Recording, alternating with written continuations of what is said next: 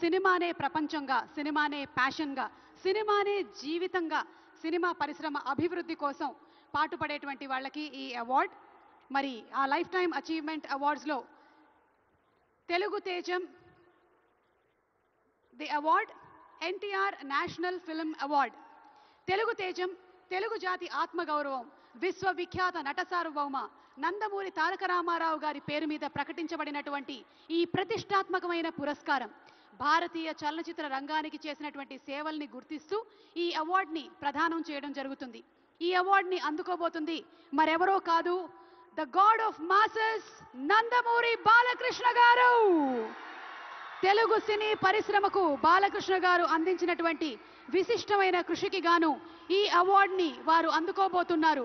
భగవత్ కేసరి కానివ్వండి, లెజెండ్ కానివ్వండి, సింహ కానివ్వండి, అఖండ, అఖండ 2, డాకు మహారాజ్, ఇలా ఒక్క సినిమా తర్వాత ఒకటి అద్భుతమైనటువంటి క్యారెక్టరైజేషన్స్తో మనల్ని మెస్మరైజ్ చేసేటువంటి, వెండి తెరపైన నట తాండవం చేసేటువంటి రాజసం నందమూరి బాలకృష్ణ గారు.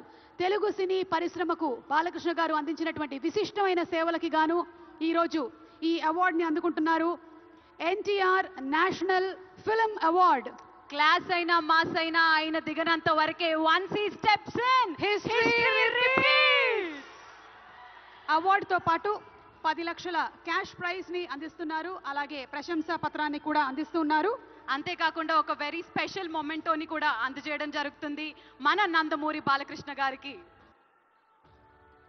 మరి జై బాలయ్య, బాలయ్య బాబు గారిని మాట్లాడాలని కోరుకుంటున్నాం.